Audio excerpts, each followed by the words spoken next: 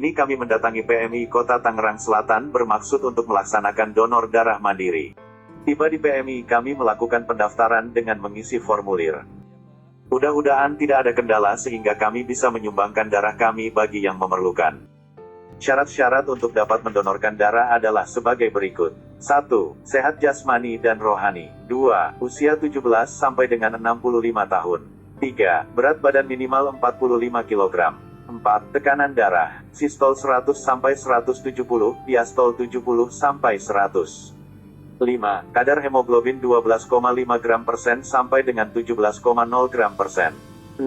Interval donor minimal 12 minggu atau 3 bulan sejak donor darah sebelumnya, maksimal 5 kali dalam 2 tahun.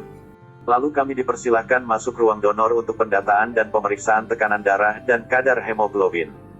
Sebelumnya ditanyakan kepada kami mengenai apakah kami sudah mendapat vaksinasi COVID-19. Kami sudah melewati 20 hari dari vaksinasi kedua dan ternyata kami belum bisa donor darah sebelum masa 1 bulan dari vaksinasi kedua. Jadi kunjungan kami untuk donor darah kali ini gagal. Ini adalah kunjungan berikutnya setelah masa 4 minggu dari vaksinasi COVID kedua terlewati. Kali ini kami datang hanya bertiga. Hal yang perlu diperhatikan sebelum melaksanakan donor darah diantaranya adalah minum air yang cukup sebelum donor darah, mengonsumsi makanan yang banyak mengandung zat besi, seperti daging dan sayuran hijau, tidur minimal 8 jam di malam hari sebelum donor darah. Setelah selesai dengan pengisian formulir, kami masuk ruang donor. Kali ini yang melayani kami adalah seorang dokter wanita. Setelah selesai dengan pertanyaan-pertanyaan, lalu berlanjut pada pemeriksaan tekanan darah dan HB. 2 dari kami lolos seleksi tekanan darah dan pemeriksaan HB. Sedangkan si bontot hanya lolos tekanan darah dan tidak dengan HB-nya yang sedang rendah. Lalu apa manfaat donor darah? Mengutip laman Halodoc, inilah manfaat dari donor darah. 1. Membantu menyelamatkan nyawa. Sudah jelas jika tujuan dari mendonorkan darah untuk menyelamatkan nyawa orang lain. Darah yang telah didonorkan bisa diberikan pada orang yang membutuhkan pertolongan, seperti korban kecelakaan, pengidap kanker atau kelainan darah, bayi baru lahir dengan kondisi medis tertentu, dan orang yang menjalani operasi besar. 2. Menjaga kesehatan jantung dan membuat darah mengalir lebih lancar. Dengan melakukan donor darah, kita bisa membantu memperlancar aliran darah, sehingga mencegah terjadinya penyumbatan arteri. Ada penelitian yang mengatakan jika rutin mendonorkan darah bisa menurunkan risiko terkena serangan jantung sampai 88%. Serta membuat tubuh kita jarang terkena sakit dan terhindar dari kanker, stroke, dan serangan jantung. Dengan rutin melakukan donor darah, kita pun bisa menjaga kadar zat besi dalam darah tetap normal. 3. Meningkatkan produksi sel darah merah. Manfaat donor darah juga meningkatkan produksi sel darah merah. Ini karena saat melakukan donor, sel darah merah akan berkurang. Sumsum tulang belakang pun akan segera memproduksi sel darah merah baru untuk menggantikan yang hilang. Dengan rutin melakukan donor darah, tubuh kita pun terpicu untuk melakukan pembentukan darah baru yang segar. 4. Memperpanjang usia. Melakukan donor darah bukan hanya bermanfaat bagi kesehatan fisik, tetapi juga mental.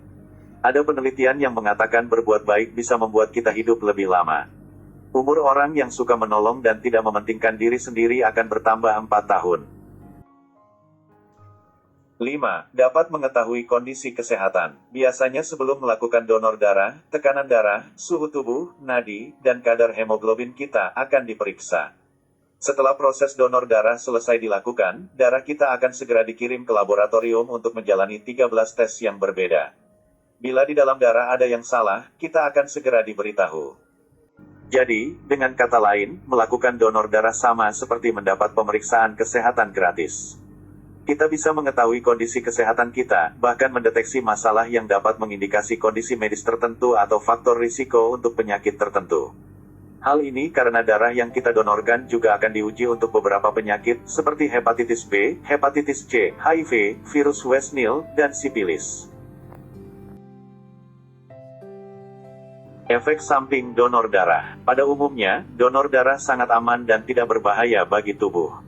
Namun, terkadang ada orang yang merasakan efek samping donor darah seperti terdapat memar di daerah bekas suntikan untuk pengambilan darah, pusing dan pingsan, serta nyeri pada lengan bekas suntikan. Namun, kondisi tersebut biasanya hanya berlangsung selama beberapa menit saja. Kita bisa berbaring dengan kaki yang diposisikan sedikit lebih tinggi sampai kita merasa lebih baik.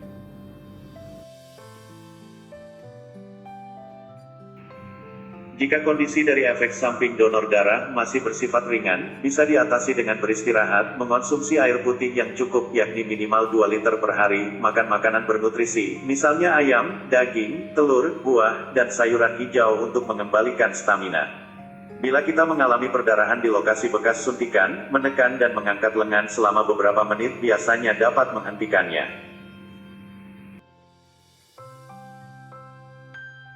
Efek samping donor darah yang berat hingga memerlukan perawatan medis sangat jarang terjadi. Namun, kita sebaiknya segera menemui dokter bila mengalami kondisi seperti berikut. Rasa mual dan pusing tidak kunjung hilang, bahkan setelah kita minum, makan dan beristirahat. Lokasi bekas suntikan mengalami memar dan terus berdarah. Kita mengalami nyeri di lengan bekas suntik, mati rasa, atau kesemutan.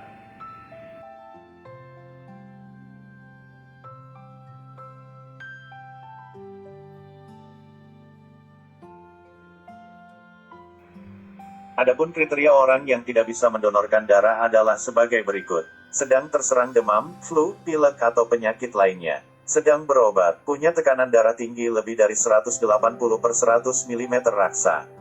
Memiliki indik di bagian hidung, lidah, pusar, atau bagian tubuh lain 12 bulan sebelumnya. Orang dengan gejala diabetes juga tidak diperbolehkan untuk donor. Terkena serangan jantung dalam 6 bulan terakhir. Orang dengan penyakit menular seksual, seperti gonore dan sifilis juga tidak diperbolehkan. Ibu hamil, pengidap HIV, AIDS, hepatitis B, hepatitis C dan pengguna narkoba. Punya berat badan di bawah 45 kg. Setelah melakukan donor darah, sebaiknya kita melakukan beberapa rekomendasi berikut. 1. Minum air yang cukup sepanjang hari. 2. Menghindari aktivitas mengangkat benda berat dan olahraga. 3. Mengonsumsi multivitamin.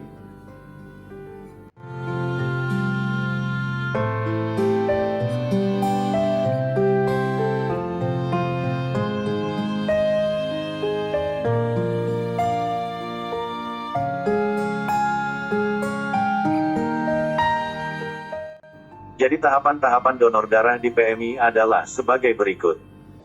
1. Registrasi dengan mengisi form. 2. Pemeriksaan tekanan darah dan hemoglobin. 3. Donor darah selama 10-15 menit. 4. Menikmati makanan dan minuman yang disediakan.